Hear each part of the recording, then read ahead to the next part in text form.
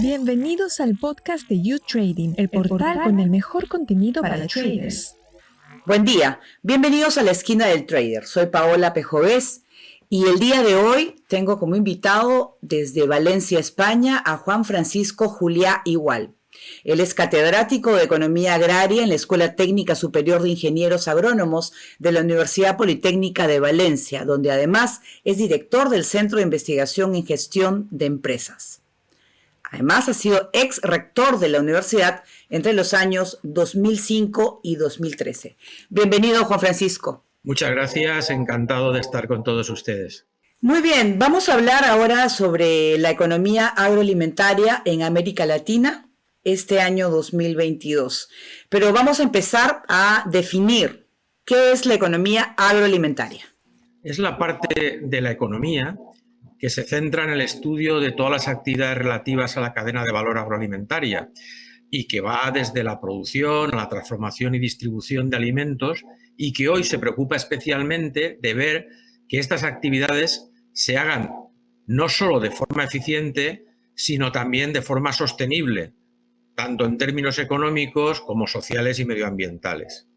¿Qué significa una agricultura sostenible y resiliente? A mí lo que me gusta decir siempre es que para tener una agricultura verdaderamente sostenible hay que señalar que no lo puede ser si no lo es en primer término en el orden económico, para poderlo ser también en el orden social y medioambiental.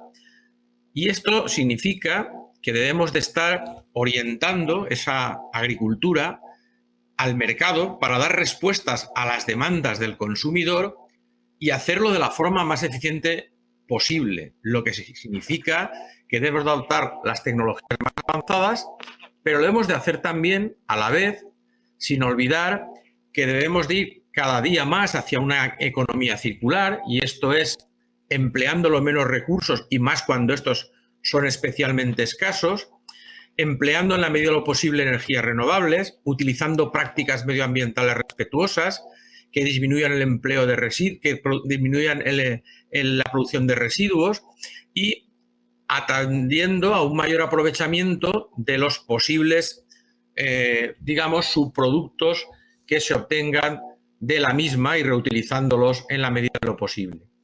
Ello nos conducirá sin duda a una agricultura no solo más sostenible, sino también más resiliente, que afrontará mejor las crisis y también afrontará mejor los efectos del cambio climático. ¿Transformar la agricultura es económicamente rentable?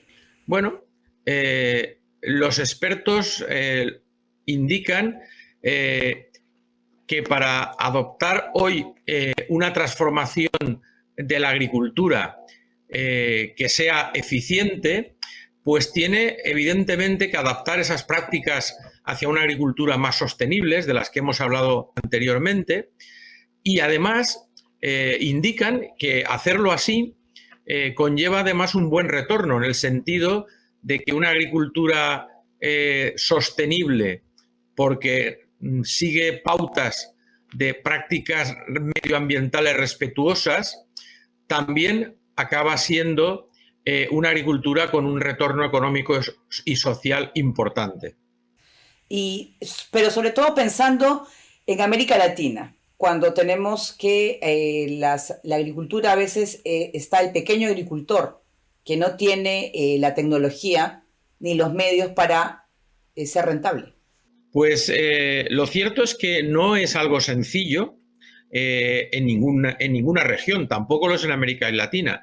Pero recuerdo un informe reciente de la FAO en el que se hablaba de que en América Latina ya se están produciendo experiencias que son un referente, experiencias que mediante el empleo de nuevas tecnologías y prácticas culturales más limpias han producido importantes avances en el terreno de la reducción de emisiones de gases, de otros residuos contaminantes, en una mejor preservación del medio y los recursos naturales, y ello acompañado, como decíamos, de un mayor retorno económico y social. Por lo tanto, sí que podemos afirmar que es posible.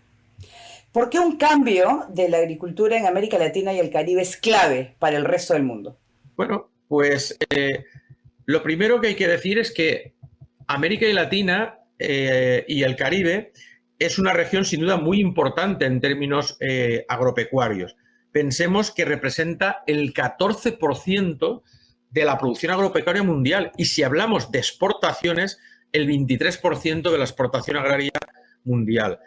Es uno de los ecosistemas vegetales mayores del mundo. Pensemos que representa la cuarta parte de la superficie forestal mundial y cuenta también con el 50% de la biodiversidad. Por no hablar de que provee solo en la región directamente de alimentos a una población de más de 800 millones de personas. Es verdad que esa producción de alimentos se hace mayoritariamente en pequeñas explotaciones, en explotaciones de campesinos, el 80%, unos 60 millones de productores. Por lo tanto, tiene una enorme relevancia, no solamente en términos productivos y económicos, también en el orden social y medioambiental. Digamos que tiene un enorme potencial para dar respuesta a la llamada Agenda Verde y a los Objetivos de Desarrollo Sostenible, que, como es bien sabido, tiene 3 frentes principales: reducir el hambre, la pobreza y la salud y el medio ambiente. Escuché recientemente en Valencia al Premio Nobel de Economía, Paul Krugman, el que hablaba de que los 2 mayores desafíos que afrontaba hoy la humanidad eran la reducción de las desigualdades, lo que está muy relacionado con el hambre y la pobreza, y el agotamiento y daño de los recursos naturales y el daño medioambiental, que está también relacionado, junto con lo anterior, con la salud de todas las especies del planeta.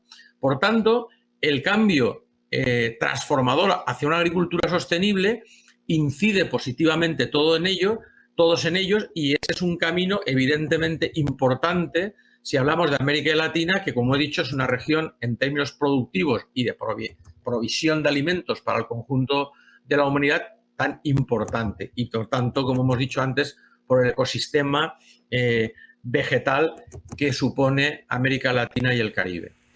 ¿Cuáles son los países que se destacan y por qué? Bueno, América Latina y Caribe es una región que cuenta, como es bien conocido, con grandes productores. Brasil es el 4º exportador agropecuario mundial. Es líder en la exportación de soja, bovino, azúcar y es, junto a México, Argentina y Chile, el que representa el 75% de las exportaciones de la región, lo que es prácticamente, como he dicho antes, un 20% de la exportación de alimentos a nivel mundial. Pero cuenta también con otros países que también son líderes en algunos productos. Por citar algunos ejemplos, pues recordar que Perú lo es en espárrago verde, también en harina de pescado, Ecuador en la banana, Costa Rica en piña, Colombia en café y algunas frutas como es el aguacate.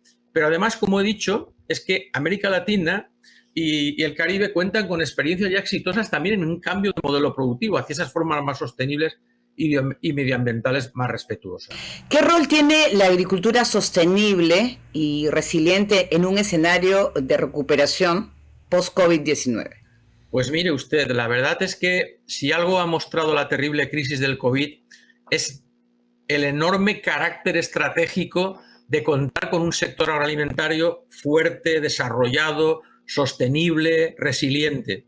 Y dicho esto, me gustaría recordar que el sector agropecuario ha tenido un comportamiento ejemplar durante esta crisis en todos los lugares, también en América Latina y el Caribe, donde no ha dejado de abastecer los mercados alimentarios con la mayor regularidad posible. Y lo ha hecho además contribuyendo a minorar la terrible caída de las economías de muchos países.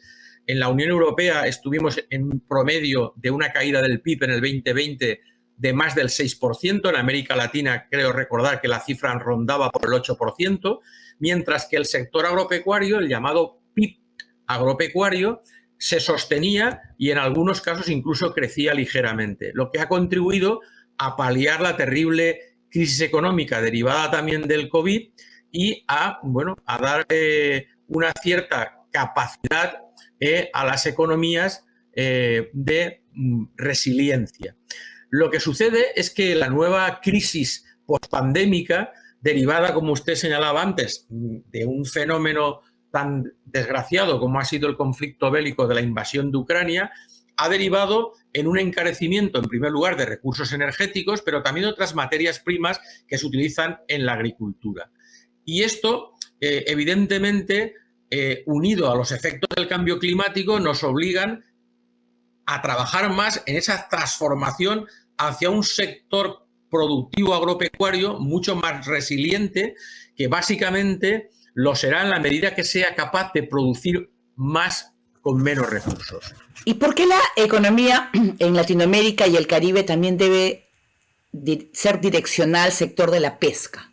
Bueno, sin duda alguna, yo digo que no solo en América Latina y el Caribe. Yo creo que en general en todas las economías y especialmente en aquellas que tienen importantes territorios costeros. Pensemos que más del 50% de la superficie del mundo es agua. Ahí están los océanos, los mares, pero también los lagos y los ríos. En este sentido, si hablamos de agua dulce, América Latina solo representa el 30% de la superficie de agua dulce que existe en el mundo. Por tanto, la llamada economía azul es una economía tremendamente importante para la región. La mayor parte de territorios de América Latina tienen territorios costeros importantes y más del 25% de la población, de hecho, en América Latina vive ya en zonas costeras y las previsiones demográficas es que aún tengan un mayor crecimiento en los próximos años. Hay también que pensar que hay más de 1.000 millones de personas en el mundo cuya principal fuente de alimentación en vía proteínas viene de productos derivados de la pesca. Y estas actividades, por otro lado, emplean a más de 60 millones de personas y son fuente principal de empleo para muchos países, especialmente los insulares. También en esto la previsión de la OCDE es que se duplique de aquí al 2030 el número de empleos que genera este sector. Ahora, dicho esto, también es importante señalar que esa producción debe hacerse de forma sostenible y ordenada, como en el caso de la agricultura. Y aquí sí que quiero señalar que hay, yo creo que ya muy buenas experiencias de políticas muy acertadas en esa línea en América Latina. Por citar dos casos que pueden ser un referente, es la política que en materia de explotaciones en los entornos costeros ha desarrollado un país como el Ecuador, fundamentalmente en el entorno de las Islas Galápagos, aunque también en su franja costera, tratando de garantizar el mantenimiento de esa biodiversidad marina y la sobreexplotación, como en el caso de Perú, que Perú, como es sabido, es el principal productor de la llamada anchoveta y de harina de pescado a nivel mundial, y está regulando muy bien el tratar de todo lo que son sus capturas, evitando la sobreexplotación, que al final ha acabado teniendo mayor retorno económico y social el hacerlo así. También en otros países del Caribe Oriental. La experiencia, vuelvo a decir, en estos casos está demostrando que trabajar en una economía azul más ordenada y sostenible también tiene retornos sociales y medioambientales y económicos muy positivos. ¿Cuáles son las principales barreras que enfrentan las iniciativas de transformación de la agricultura en la región? Que en muy buena medida son parecidas a las que afronta nuestro sector productor en mi país, en España. Dado el enorme peso que tiene en el conjunto de la actividad agropecuaria las pequeñas explotaciones, las de menor dimensión, lo que hace difícil el acceso a recursos que, como usted dice bien, en estos momentos, además, en algunos casos son escasos. Por tanto, es más obligado, si cabe, utilizar innovaciones, cambios tecnológicos que hagan que el empleo con menos cantidad sea mucho más eficiente.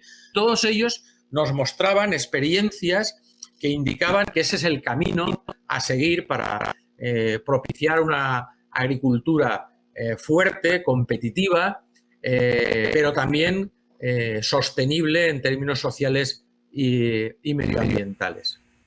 Bien, muchísimas gracias, Juan Francisco Juliá, por estar con nosotros en la Esquina del Trader. Ha sido un placer, muchísimas gracias.